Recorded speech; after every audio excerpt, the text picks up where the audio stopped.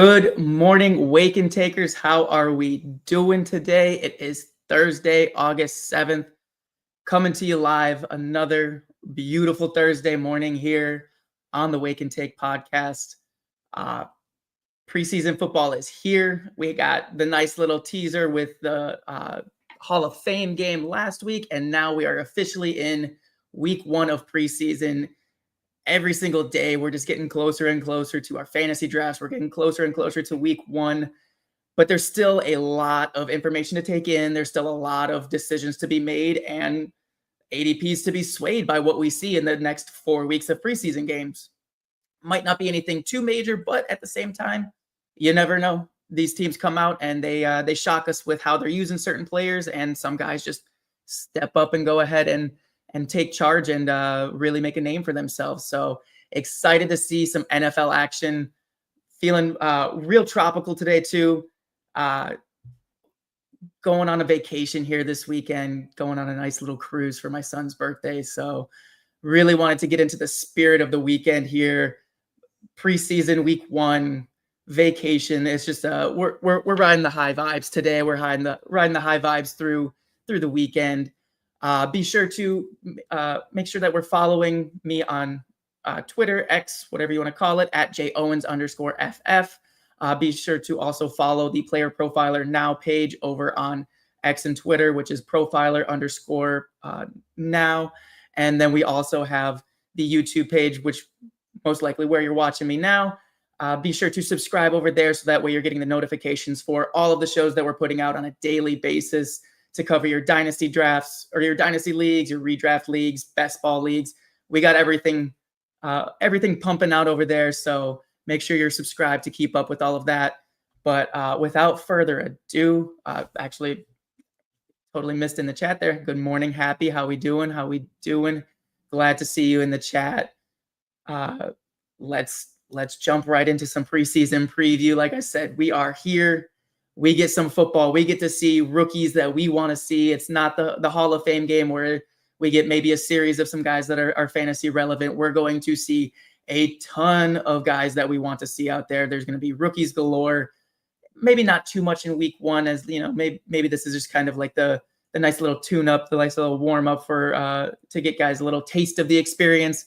But as we get into weeks 2 and 3, we should start to see more of the first team offenses get some reps in and really see what we should expect for week one. Wanted to go ahead and just kind of bring up some of the games and players that I'm excited to see. Feel free to jump in the chat, give me some more games or names that you're thinking of. But the number one game that it's tonight. It's the Las Vegas Raiders and the Seattle Seahawks. I know. Seattle's not playing any starters. That's fine though. Would I have liked to seen Darnold out there throwing to JSN a little bit? Yeah, but I'm sure we're going to see that in the coming weeks. But Seattle's got some exciting rookies, and probably the most exciting rookie out there plays for the Las Vegas Raiders. It's Ashton Jeanty. Will he get more than a series? How much will the Raiders play him? I don't know, but I mean, he's the type of guy that, especially against a second string defense, he's the type of guy that we could just see rip off 160 plus yard run, call it a day. And that's an exciting day right there. So definitely going to be keeping an eye on Jeanty. In terms of like, we know Jeanty, he's a first round pick, regardless of what format you're in. He's going to be very highly drafted. So not really looking for anything to shake up there in terms of ADP or fantasy production. Just excited to see it. The guys that I'm going to be keeping an eye on are actually on the Seattle side. Like I said, no starters, but that doesn't mean there's not things to pay attention to, especially in terms of dynasty.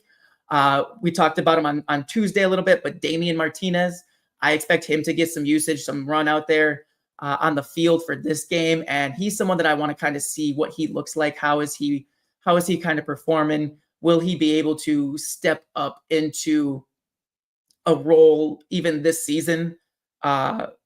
I don't see it really happening without an injury, but this is the first step here is preseason. You show out here, you get the coach's attention, and good things just start keep coming. There's been some positive news out of camp where he's been looking good there. So you want to see that carry forward into the preseason games. More of a dynasty look here on Damian Martinez. Kenneth Walker did return to practice, so it seems as though the injury that he sustained isn't anything too serious. So not really looking for Martinez right now in terms of a redraft perspective, but definitely someone I'm keeping on my dynasty radar. He might be out there on waivers, depending on how deep your rosters are, or someone that you can get as a throw-in. So definitely want to see how he's looking out there. And also, there's been a ton of news on Torrey Horton. He's just been lightening up in camp, making big plays, diving catches, explosive, exciting stuff going on. So want to see that in more of a true game setting to see if it translates. Obviously, backup quarterback, so not going to be the most depicting like accurate picture that we see here. Hudson, thank you also as well. On the Raiders side, we do get to see Thornton and Besh, the two wide receivers that they selected in the drafts. Thornton has been picking up a lot of steam in camp. He's been running with the ones, where he was the later drafted wide receiver behind Besh. But I just think it's kind of just the stylistic fit. Like yes, they're both wide receivers, but what positions do they each play? And I think that Thornton has a nice opportunity to kind of take hold and become a fantasy relevant player this season. Whereas it seems like Besh might be taking a little bit of a back seat without some injuries ahead of him. So that is another really good set of guys to be paying attention to in this game. So yeah, Vegas, Seattle has just a ton of guys that we're going to be keeping an eye on. Raiders are playing some starters, at least for some period of time. So we'll see Geno, we'll see GNT. We could see Thornton and Besh both with Geno. So it'll be interesting to kind of just see what this offense looks like. There's been some major overhaul here in Vegas. So it's going to be exciting to see. We obviously know Bowers is the one. So it's really just what does everything else look like and how is it going to shake out? So excited for that game. Good morning, Alex. How are we doing? Welcome in. Let me know if you got any games that you're looking out for.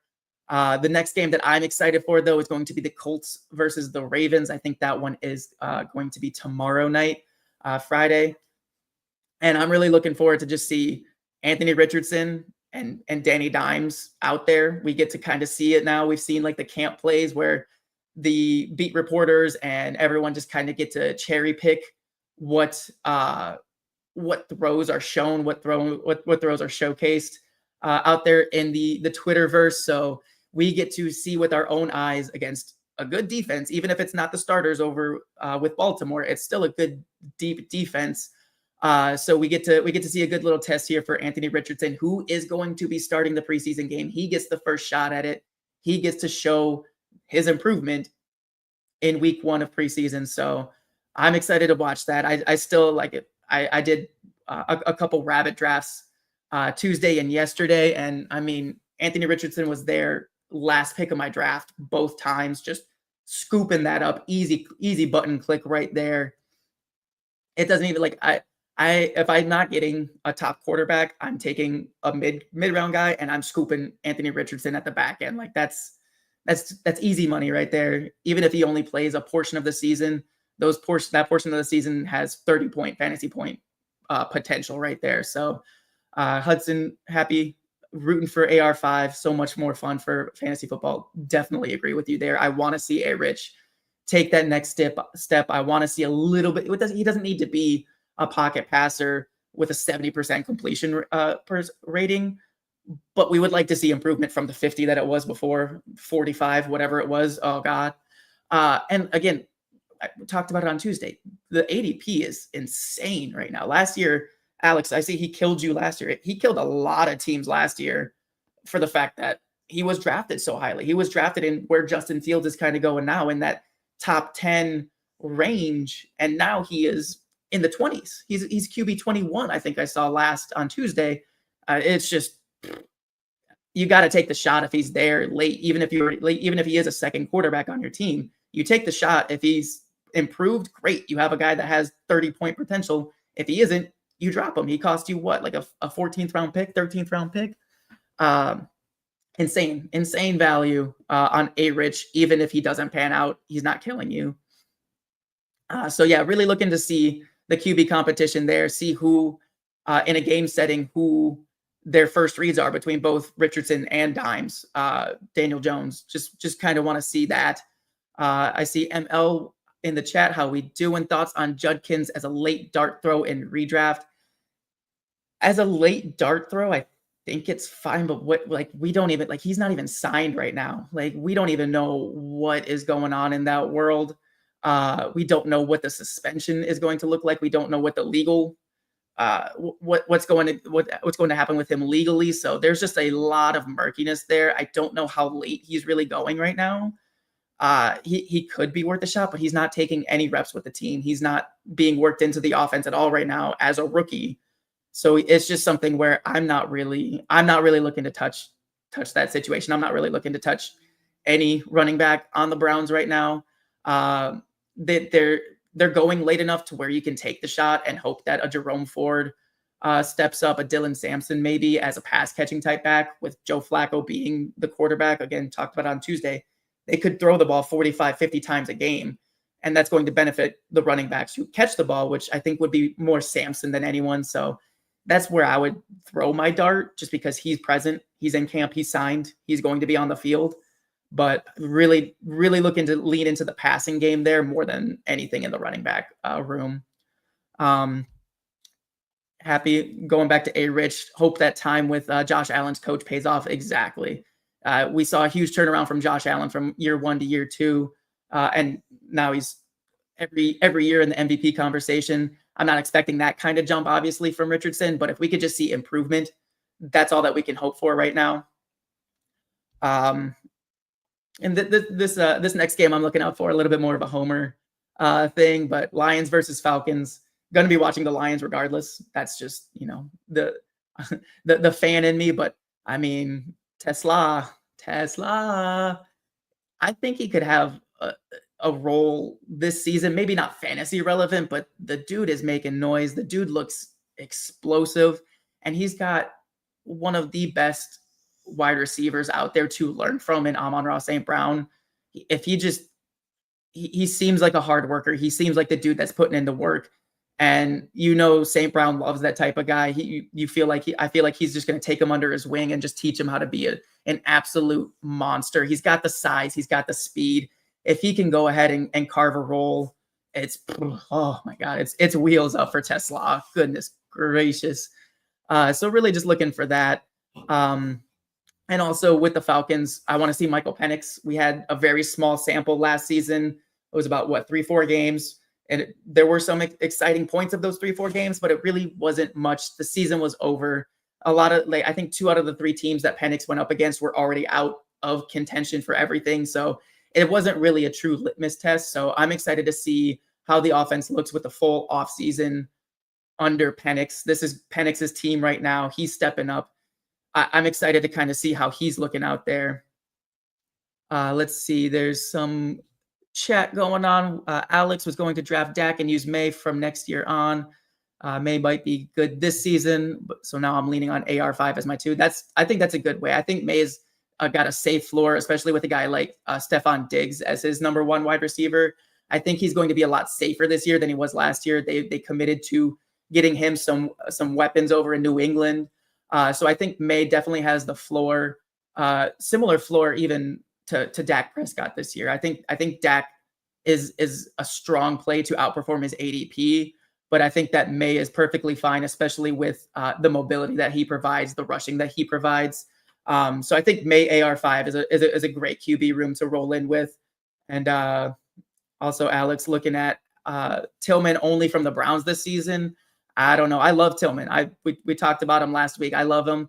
But I think that they're even Njoku has value just because tight end is so bare every season. There's just the top 3 dudes and then a clump.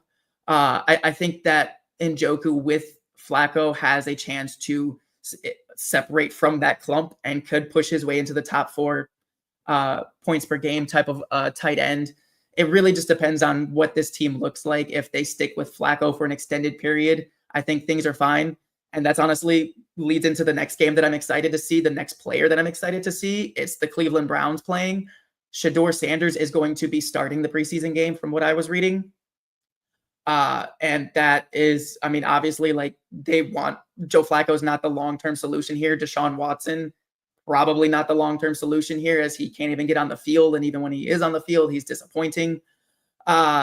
So with that said, I think Sanders, this is the fact that he's getting the first shot at it over Dylan Gabriel shows that even if he was drafted second, he's doing enough in camp to earn himself this shot here. I think we're obviously going to see Dylan Gabriel in the game. So it's another situation similar to the Colts where we get to see a quarterback battle live in preseason week 1.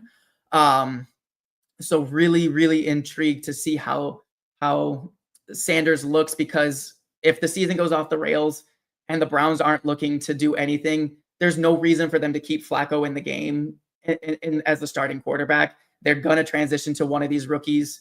So it's going to be interesting to see how Sanders looks if he can support one or two receivers. That's kind of why I love Tillman. I think he's going to have a lot of value early in the year. But when things start going off the rails in a tough AFC North division, I think that they're going to turn to one of these rookies at some point. And at that point, I think it's going to be who's the top 1, maybe 2 targets in this offense. And that's kind of why I'm still leaning Njoku as my number 1 target on the Browns. Judy's ADP, it's fair because you get the upside of Flacco baked into it, but I don't think enough of the downside of if Sanders comes in and doesn't target him, hyper target him, the downside's just crazy. So definitely going to be an interesting season in general for the Browns. And we get our first peek officially in preseason week 1 here with the quarterback battle behind Flacco going on for who will take over. Jimmy in the chat, Samson season, let's go. Samson. And then Fannin getting burned would make me do a backflip. Yeah, Harold Fannin in that tight end room is also another guy that has been making some noise. It's just I agree with Alex where I don't think it's a this year type of play. I definitely think it's dynasty got to keep an eye on. Dynasty got to go get now before he does get in some play and make some noise. But definitely looking at that more 2026 and beyond compared to 2025 right now. Njoku is too injury prone. Yeah, but also he's an athletic dude who's shown that he can just take over for stretches of time. So he's going late enough where I don't feel like if he does get injured, I won't feel obliged to really go down with the ship there. But we'll see. It's always interesting. The Browns, they keep things interesting for us. A potential potential mess, potential outperforming offense. So not really someone that I'm looking to overly invest in, especially in as we finish up some best ball drafts. But we do have on the Fast Draft app, there is the Rabbit once again, $10. The $10 pod is open right now to get your 15 rounds in. There's also the Flex 4 coming back that just opened up yesterday, I believe I saw. So go in, get your last. You got about 4 weeks left of the Fast Draft best ball drafts, and then it's going to switch over to the weekly drafts, which are also an absolute blast. But let's go ahead and hear from the Podfather on the Rabbit Draft, which again, $10, big prizes. It's a lot of fun. It's super quick. Let's hear from the man himself. You asked, we delivered a full best ball tournament on Fast Draft, but we do it the Fast Draft way, and it's called the Rabbit, because of course it is. 20-second time clock, 15 rounds. These drafts, they take 20 minutes. That's it. So you get a lot of new people coming in and playing, get a lot of best ball bros playing, exploitable ADPs, no rake. It is the best EV in all of fantasy. You should just go to fastdraft.app, use code FAST. You get a $50 deposit match. These things are a blast, and it's the best use of your funds in all of fantasy.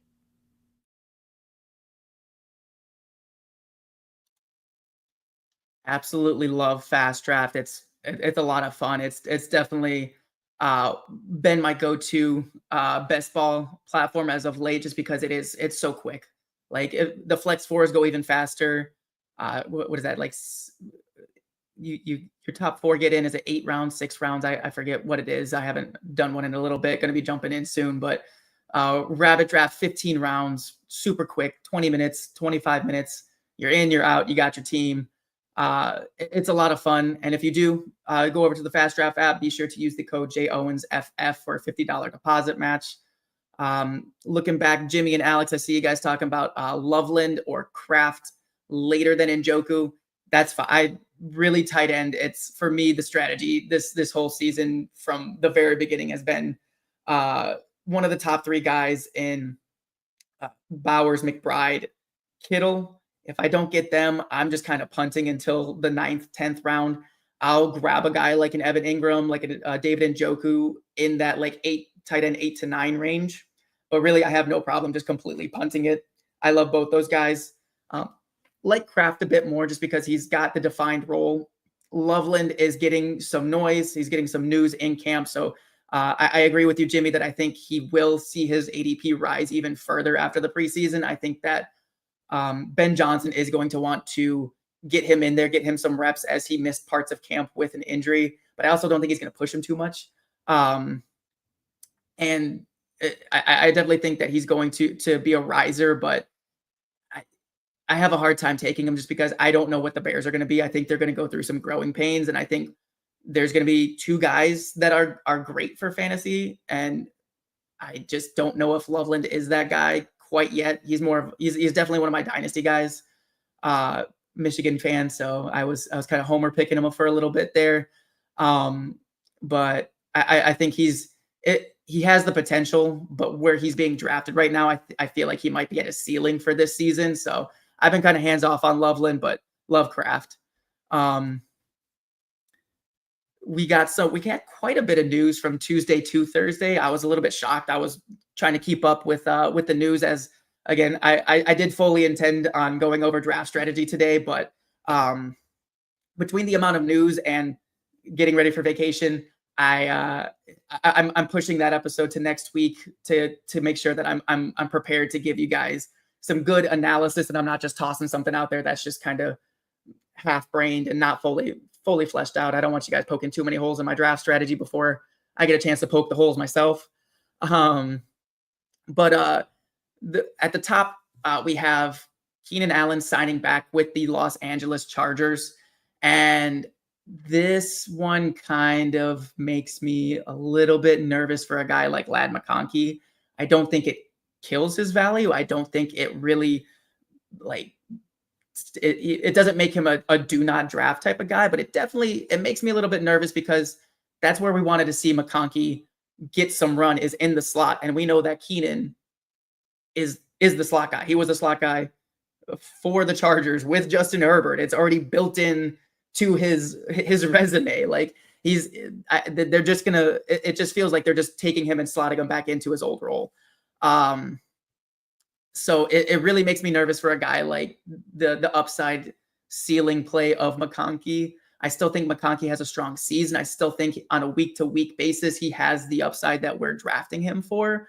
But just the consistency through the year makes me a little bit nervous because, I mean, when Keenan Allen's on the field, he's a target hog. He gets open. It doesn't matter how old and how dusty he's getting. He's gonna get his targets. He's already got the rapport with Justin Herbert.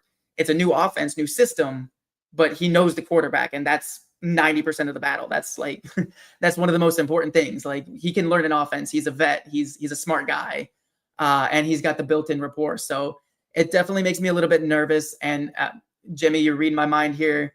Hoping Trey Harris season isn't scuttled. I agree with you. I love Trey Harris. The holdout had me a little bit worried a couple weeks ago, but he was someone coming into after the NFL draft that I was really excited for, because he was stepping into a good situation where there wasn't really a clear two. Like, we hadn't seen enough out of Quentin Johnston to anoint him as the wide receiver 2 behind Ladd.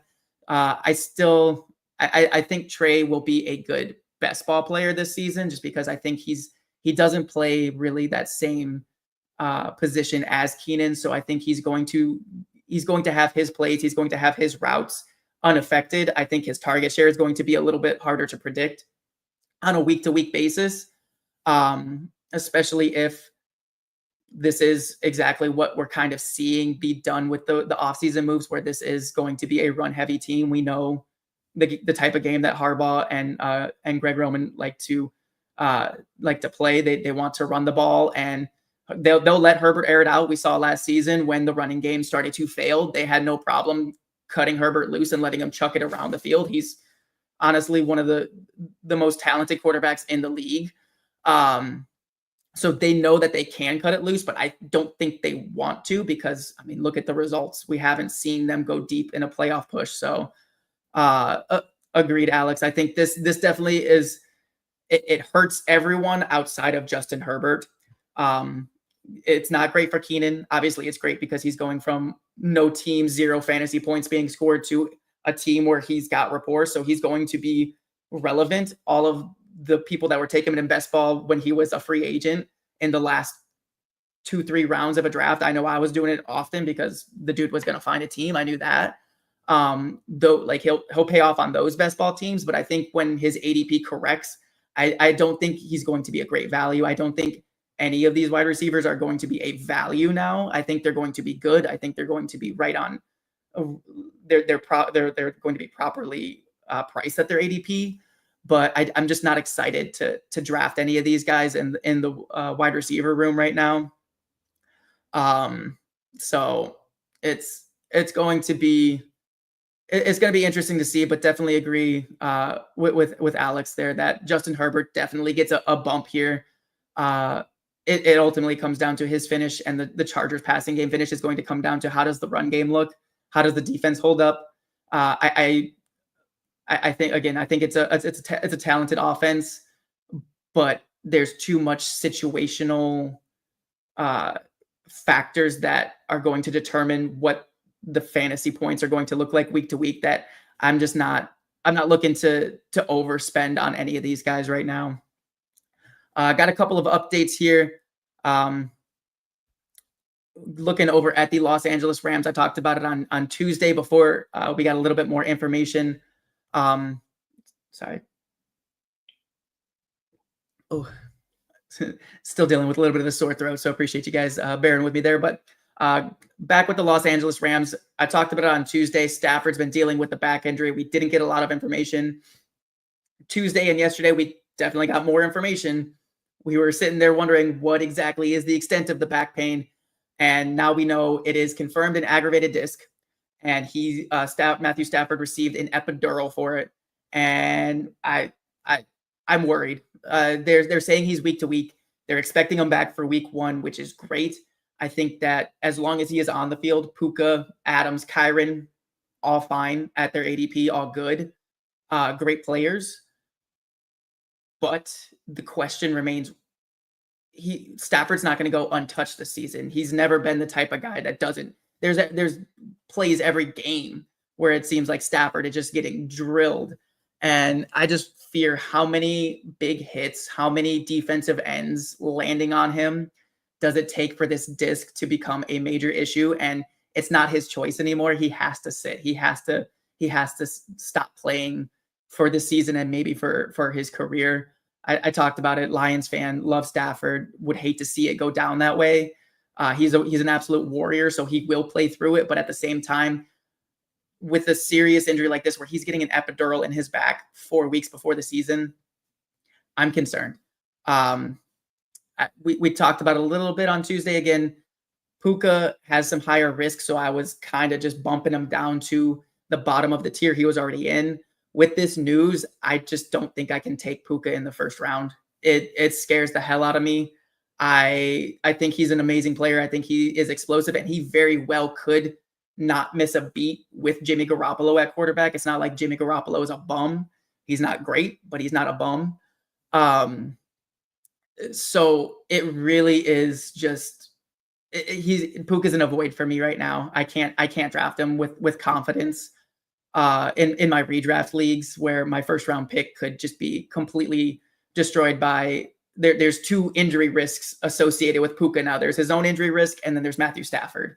And that's just that's not a situation that I'm looking to dive into in the first round.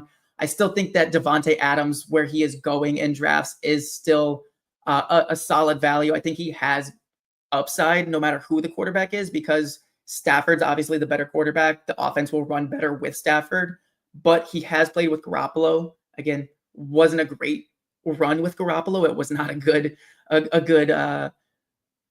good team up there, but there is once again built-in rapport, which is important for a wide receiver to wide receiver to quarterback connection.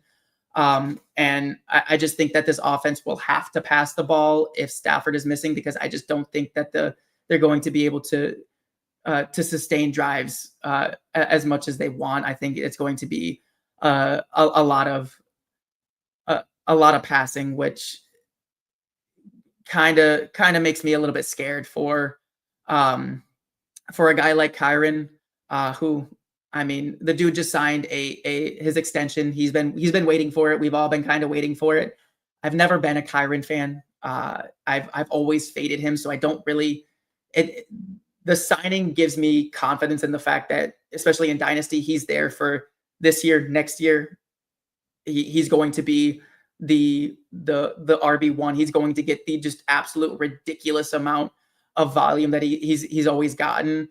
My issue has never been the volume. My issue has been what he does with the volume. I feel like he has been the beneficiary of a ton of 1-yard punch-ins. And again, if Stafford misses time, how many of those goal line carries are going to be available? He's not really the big play, busted open type of running back. He is a take what's there and get a little bit extra, because he's got good vision. He's a good running back. I'm not saying that he's bad, but he's just not the explosive type of guy that can make just have the big plays all on his own. Like I said, he's felt like he's had a lot of gimme touchdowns where a wide receiver goes down at the 1 and he's just in there to punch it in, and he's great at that, and that's amazing for fantasy.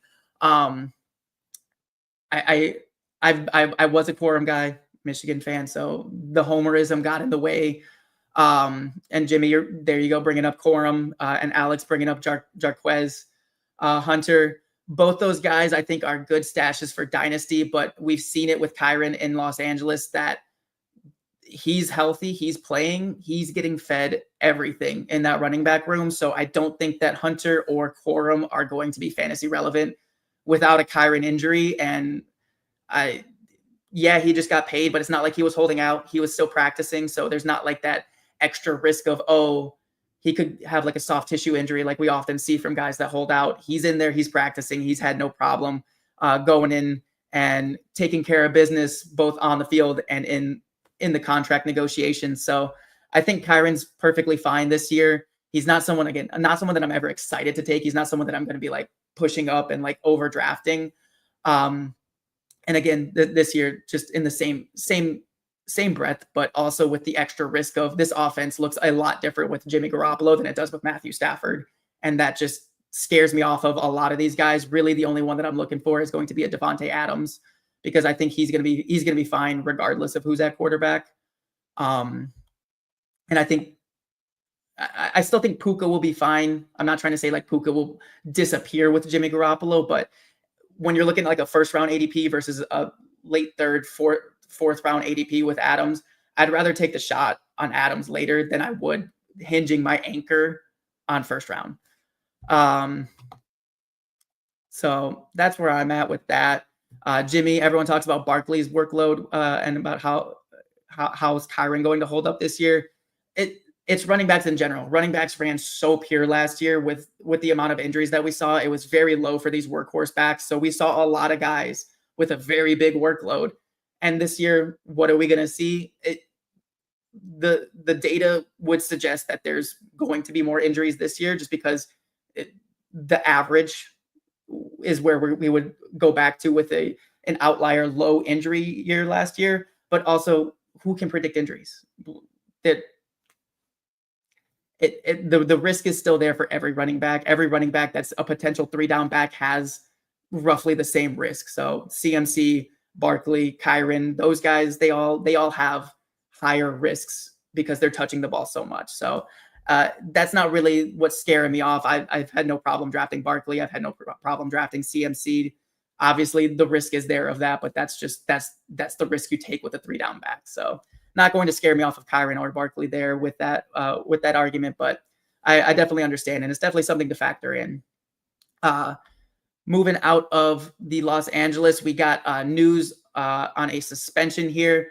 Not Rashee Rice, but Jordan Addison got his suspension handed down for his wet reckless in the offseason. It is official. It's what we expected. It's the 3 games. We just now know when it's taking place. Beginning of the season, he's missing weeks 1 through 3. He's already stated his camp has come out and said that they're not appealing.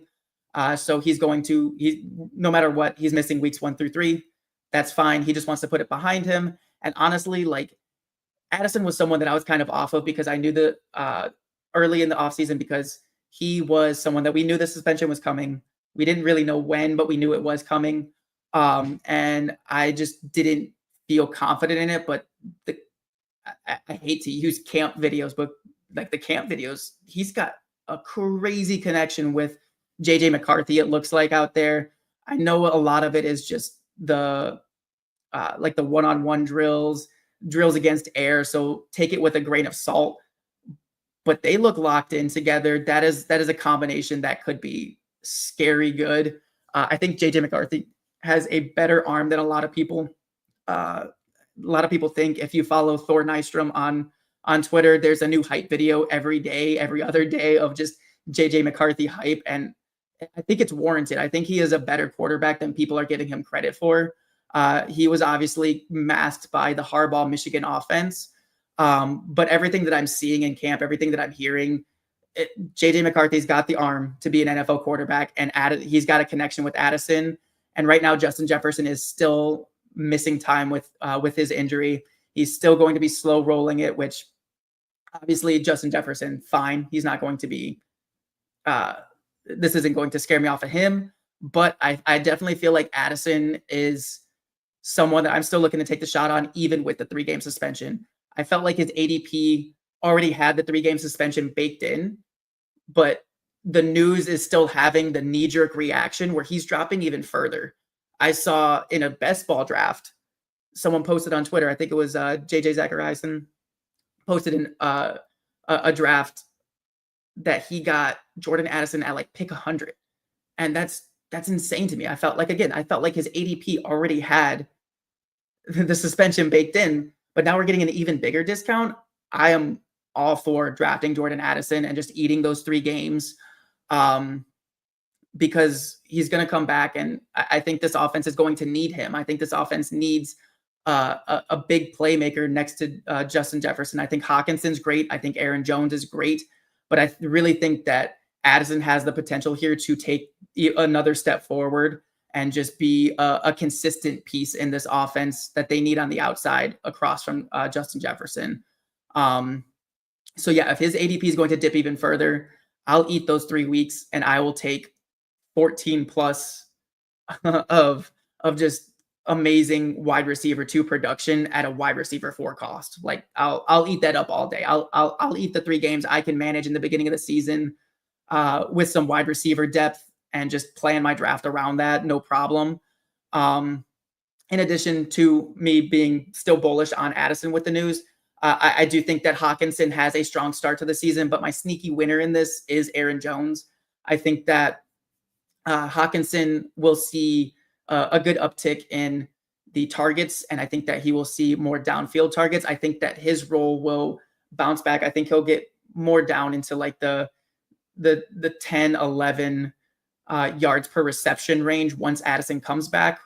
Whereas I think Aaron Jones has a chance now to establish himself as an outlet for JJ McCarthy and really just solidify his role as the pass catching guy.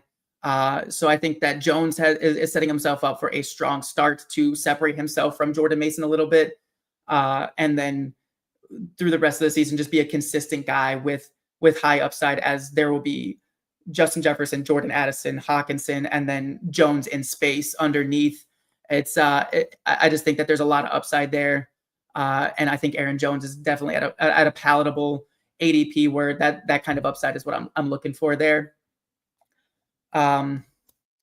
Last little bit of news that I got today, not going the full hour today. Still got some packing to do, still got some work to finish. So not going the full hour today, but maybe next week we'll see. We'll see how we're feeling coming back and refreshed. But looking over at New Orleans, the New Orleans Saints, there's a QB battle over there that's kind of been going under the radar just because there's been a ton of news with Cleveland signing 6 quarterbacks.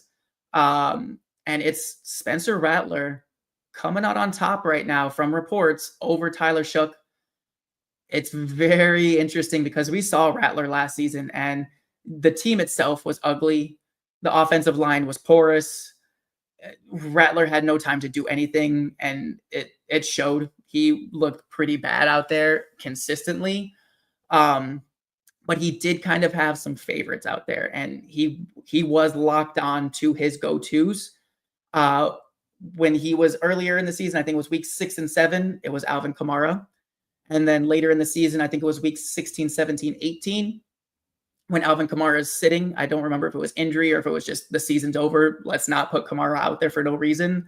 But Rattler was hyper targeting Jawan Johnson, the tight end for the Saints here. And that is very interesting to me, especially in terms of like a best ball guy, someone that you can get very last pick on any platform as your safe tight end pick who's going to get targets. It's not going to be spike weeks. It's not going to be crazy, but he is someone that you pad your high upside tight end with, whether you're drafting like a Kyle Pitts or anyone in that kind of ilk where it's like a Tyler Warren, Kyle Pitts, Colston Loveland type guy where they have the crazy high ceiling week to week, but they might not have the consistency.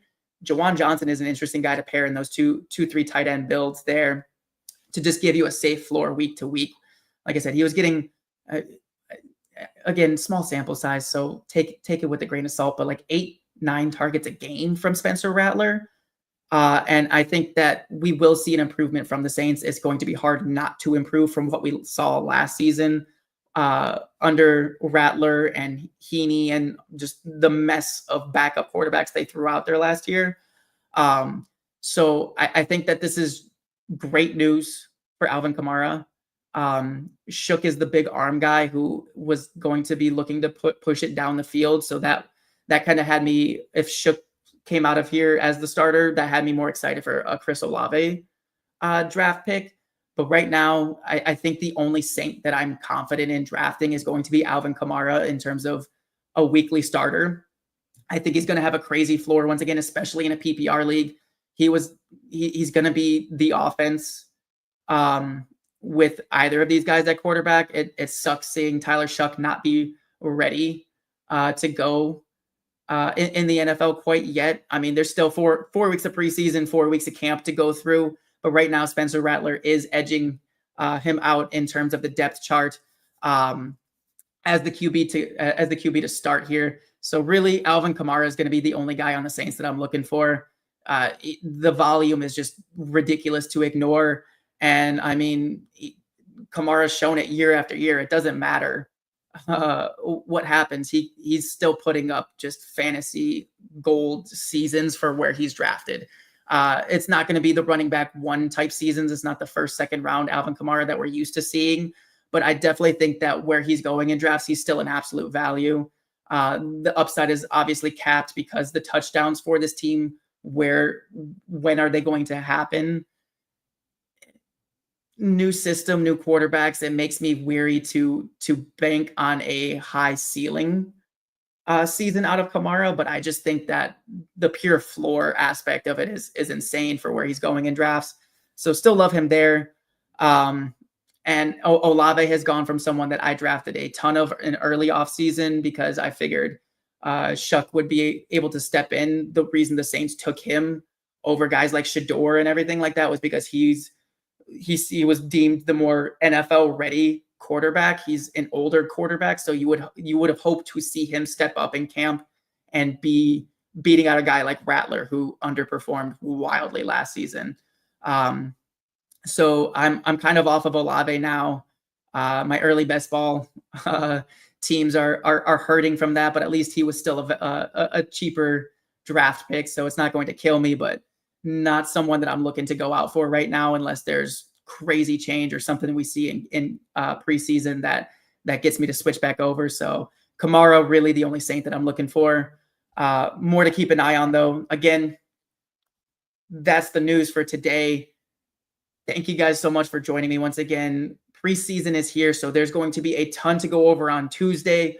We're going to have so many rookies to talk about, so many fun things to talk about. Like I said, maybe I'll have to split up the draft strategy into Tuesday and Thursday next week when I get back from vacation. But it's going to be an absolute blast. Make sure you are here on Tuesday, 10 a.m. Eastern, to recap preseason week 1. It's going to be a good one. We're going to have a ton to talk about. There's going to be so many takes flying around for week 1 preseason, and then guess what? We get 3 more weeks of it. Drafts are coming. This is peak fantasy football time right now, and I'm loving every minute of it. I'm loving the fact that you guys, Jimmy, Alex, Happy Hudson, you guys being in the chat on a consistent basis. You guys are awesome. Thank you so much for joining me on Wake and Take Tuesdays and Thursdays. Be sure subscribe here on YouTube to Player Profiler now, again, so that way you're getting the notifications. You're able to keep up with the other shows that are going out for all the different takes that we have here. It's great to hear different perspectives because nobody's perfect. Nobody's going to be 100% right. So take all the information in and come up with your own takes there. Appreciate it. Once again, follow me and Player Profiler over on X at JOwens_FF at Profiler now. Going to go ahead and just sign off there. Appreciate you guys once again. Have a great day. From the Podfather to you, I deeply appreciate you tuning in. And many ask, what can I do? What can I do to help support the hosts, the research they do, the production costs? Go to playerprofiler.com. Dynasty Deluxe, world famous draft kit, rankings, DFS Dominator, and of course, data analysis. Subscribe to any one of those, and you support all of us and take Player Profiler to the moon.